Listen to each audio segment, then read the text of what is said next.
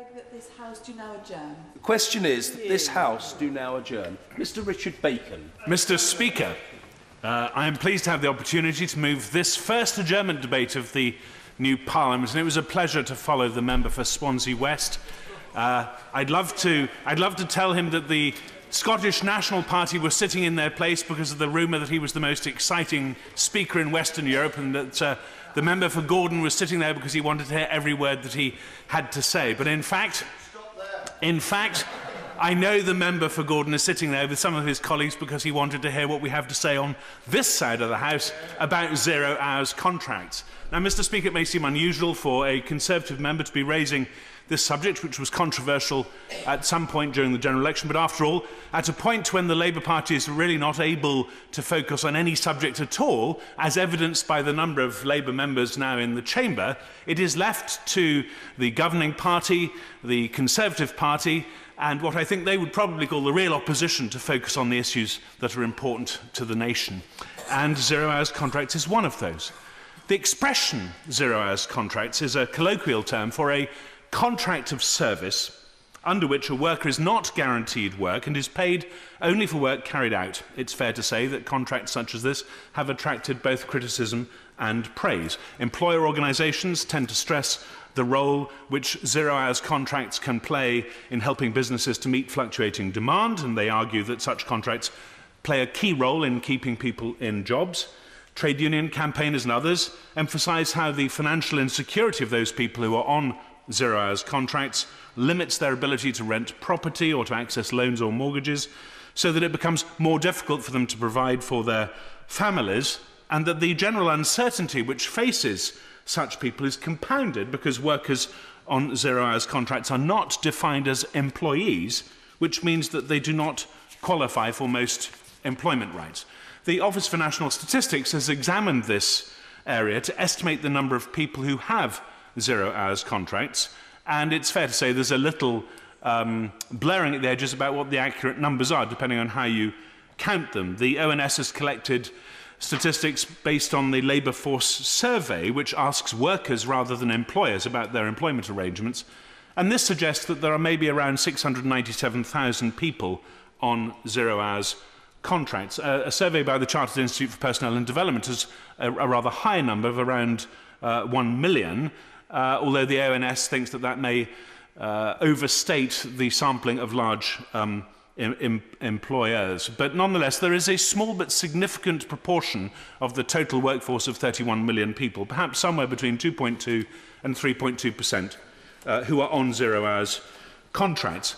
And indeed, the Workplace Employment Relations Survey estimated that the number of workplaces who have at least some workers on 0 hours contracts has doubled from 4% in 2004 to 8% in 2011. And what is particularly significant is the concentration of workers on 0 hours contracts in certain sectors. The Financial Times reported in April 2013 that there were over 100,000 0 hours contracts in use across NHS hospitals, this number having risen by 24% over 2 years.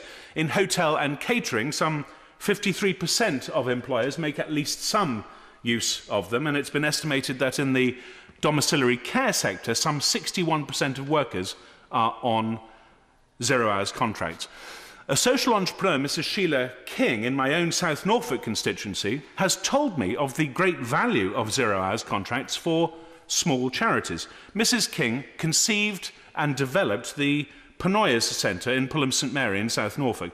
This centre, which is run as a local village charity, is in a building which is part derelict Victorian primary school and part 14th century medieval guild chapel, and which is now, with the help of grants which Mrs. King secured from the Heritage Lottery and other grant-making bodies, a multi-purpose village centre, serving as a conference centre, an IT training centre, a cafe, a restaurant, a village hall, and indeed, Mr. Speaker, as a polling station for the recent general election, which I say with particular affection because it was where I cast my own vote. Of the 13 people who work at the centre, 4 are on 0 hours contracts, and they earn holiday pay for every hour worked. These workers include some women over the age of 60 who are happy to have a few hours work here and there, and some sixth formers working for their A-levels who at certain times when they're studying want to be able to say no to any work at all, whilst at other times will tell the centre that they would like as many hours as possible. Mrs King told me it would be very difficult to run the centre without the flexibility offered by 0 hours contracts, which she said were flexible on both sides. I give way. Over the period of the election, I had an occasion to meet some people who were employed on the 0 hours terms, as they were. They were very clear. You've given us a rosy picture, can I say, quite honestly, of the charities, and I accept that those are applicable to them.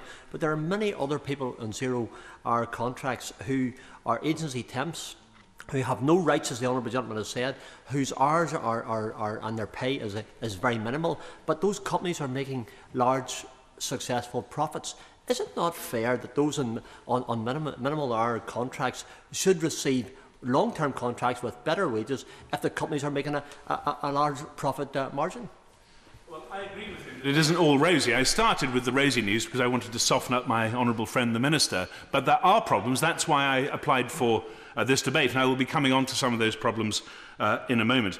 Mrs King told me, and I quote, "Just because it's not for everyone doesn't mean it's wrong for everyone and that it is somehow toxic.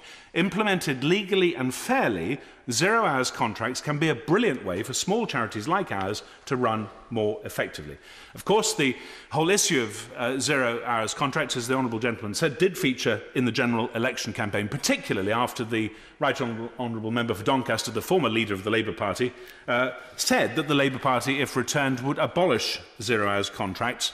Although, in fact, when you read the manifesto, it doesn't say that. It says not that they would call for the complete abolition at all. And I quote, Labour said, "Labour will ban exploitative 0 hours contracts." And then the member for Streatham, who was, Mr Speaker, you may recall for a few minutes, a candidate to succeed as leader of the Labour Party, was quite explicit when he told the Labour Party conference, "We will act to outlaw 0 hours contracts where they exploit people." And meanwhile, the Conservative manifesto promised to, and I quote, take further steps to eradicate abuses of workers, such as non-payment of the minimum wage, exclusivity in 0 hours contracts, and exploitation of migrant workers. And I'm pleased that the new government is now in a position to follow through on these commitments. What struck me, and I relate back to what the Honourable Gentleman said a moment ago, what struck me about the issue during the general election was how frequently voters mentioned it to me, unprompted, often while talking about their grown-up children entering the workforce, which does suggest that it may be a bigger issue than the statistics suggest.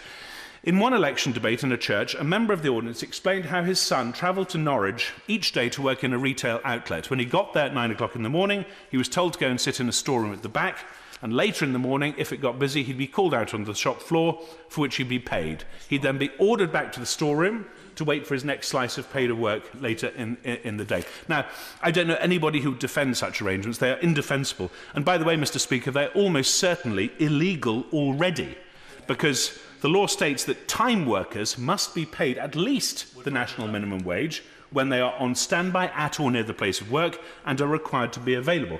I don't want to get this out of proportion. It's not a universal problem. When I met I met a young man earlier this week who was delighted with the flexibility which his 0 hours contract gives him, but who also said to me, what you cannot do is take someone's time and then not pay them for it.